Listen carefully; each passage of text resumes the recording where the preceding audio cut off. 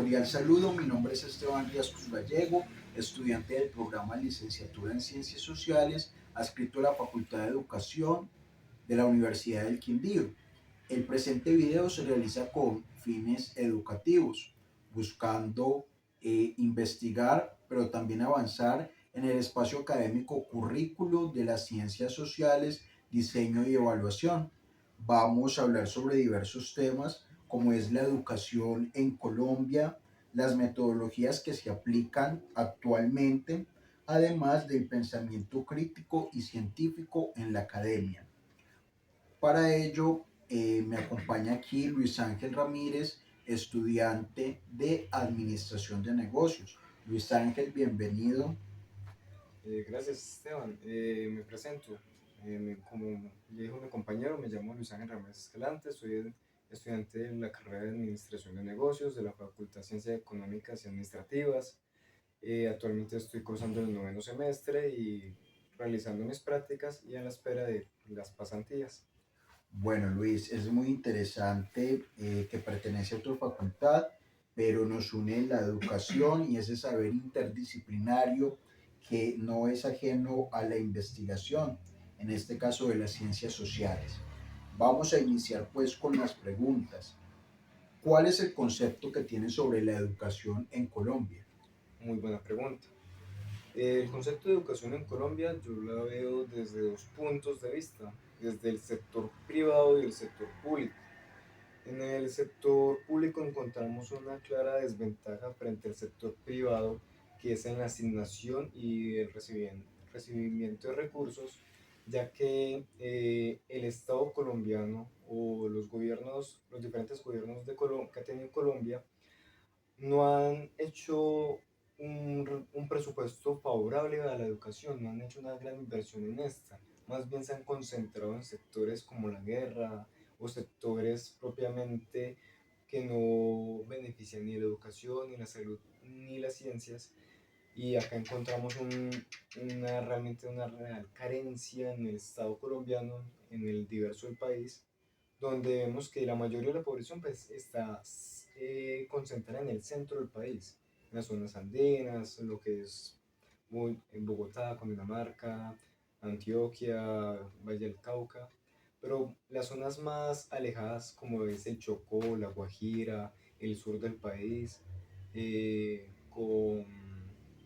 son zonas que realmente carecen de una estructura favorable para la educación de niños, niñas y jóvenes, donde encontramos niños, niñas que tienen que ir desde sus fincas y cruzar trochas, ríos, sin una infraestructura y se demoran 2, 4, 3 horas para llegar a una institución, corriendo los peligros de la naturaleza, de zonas realmente donde hay zonas rojas, presencia de grupos armados, un lugar que no permite el florecimiento de la educación, la investigación, el pensamiento crítico, que esto les está imposibilitando su desarrollo como personas, como profesionales, les está quitando un futuro más favorable, ya que pues estas familias se ven arraigadas en un concepto más declive porque no tienen los recursos suficientes para acceder a sus beneficios.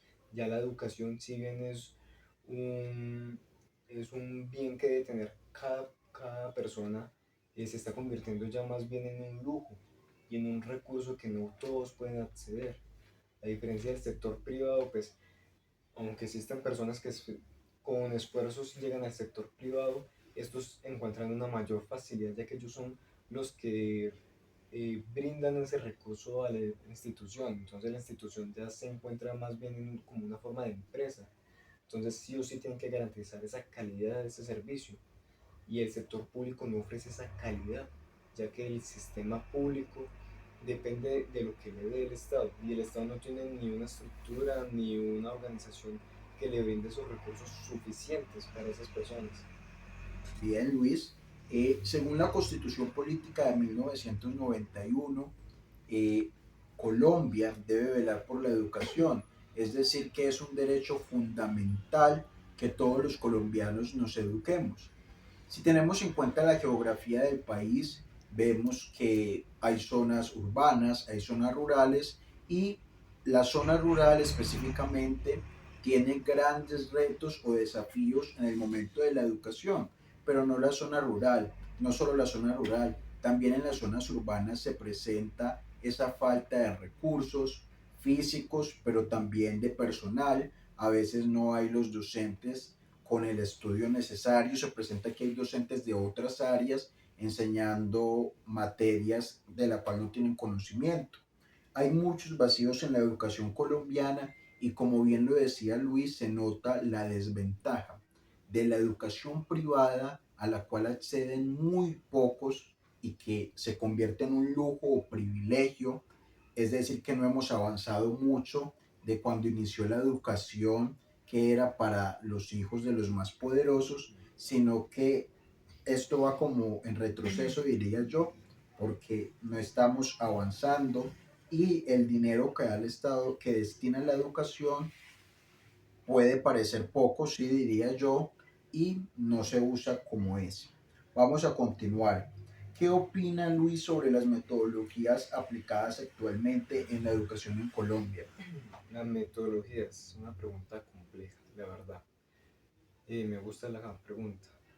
El sistema de metodologías yo creo que eso varía por lo general en cada profesor, pero si bien podemos encontrar un común denominador que es que se centran más en cómo lo dice un profesor y cómo está acostumbrado a enseñar ese profesor, y los estudiantes deben adaptarse a esa forma única que el profesor conoce, y no se florece la diversidad de opinión o la diversidad de resultados. Por ejemplo, siento que se centran en una metodología más tradicional de memoria, céntrese en estas respuestas, el profesor lo dice de una manera y pues solo encontramos unas pequeñas variaciones de palabras de lo que el profesor dijo, más no encontramos un razonamiento crítico ni una profundización realmente del tema.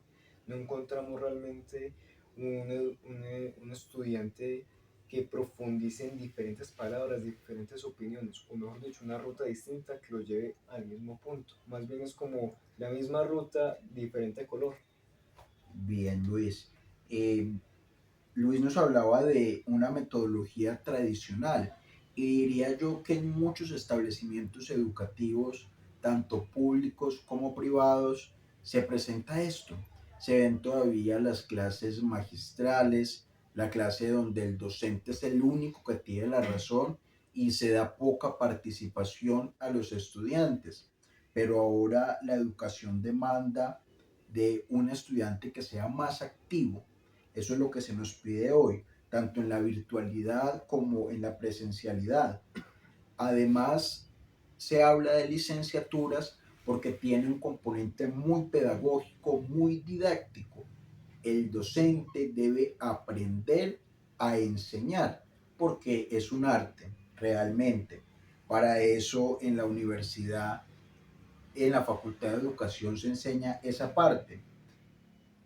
Hay un grande problema en Colombia y es que a partir de un decreto para concursar y ser docente de planta, no hay que ser licenciados. Es decir, cualquier profesional puede concursar.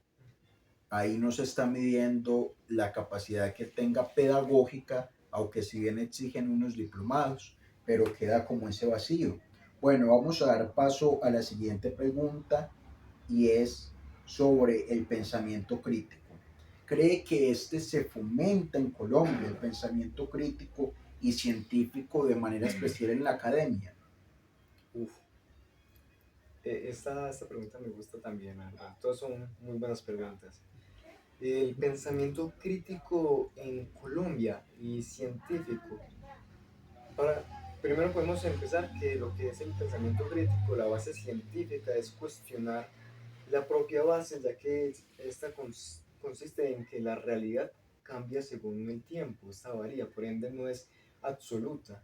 Y yo siento que en Colombia eso no existe, ya que en Colombia no vemos ese pensamiento crítico realmente aplicado, ni se podrá hablar, pero no se fundamenta, no se genera una estructura ni un camino para llegar a esta. ya que, como hemos hablado, se sigue utilizando clases magistrales, se siguen utilizando metodologías tradicionales. Solo veamos la época de la pandemia, una crisis que nos llevó a trasladarnos sí o sí a la virtualidad y encontramos dificultades enormes en el aprendizaje.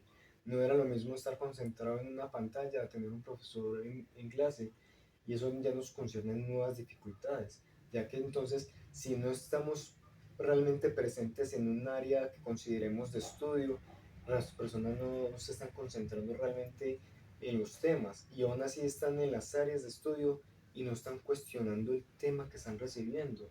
Es decir, no estamos generando esa crítica constructiva, no estamos generando esa profundización del área. Y yo siento que el pensamiento crítico se tiene que construir desde niños, desde la niñez, desde las juventudes. Y lo que es colegios primarios, secundarios y pues ya la educación profesional o la educación tecnóloga eh, carecen de este principio. Sí, el pensamiento crítico es fundamental y hay que empezar a trabajar con los niños y los jóvenes desde la primaria.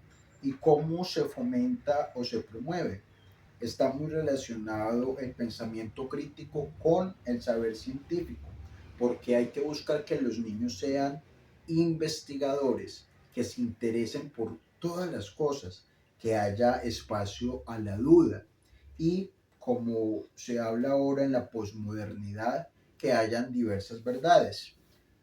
En la Facultad de Educación y en este caso la licenciatura en Ciencias Sociales debe promover esa investigación de el mismo hombre, de sus realidades, de sus problemas. Como ya lo decía anteriormente Luis, la pandemia del COVID-19 llevó a la humanidad a replantear muchas cosas. Una de ellas fue la educación que se dio en la virtualidad y muchos problemas que también se reconocen.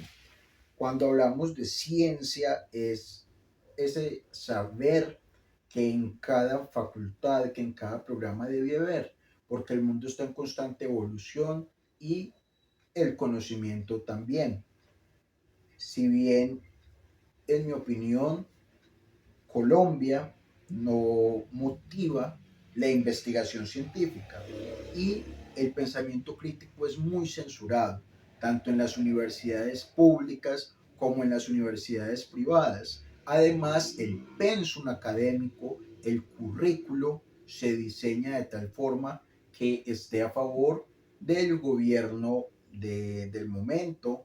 Se ve todo muy permeado.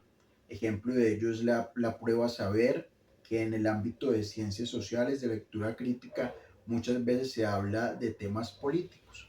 Bueno, vamos concluyendo con esto. A Luis, muchas gracias por el espacio. Al docente que planteó esta actividad, nos queda pues esta visión de currículo, de los contenidos que se van adaptando a la necesidad del estudiante. Gracias.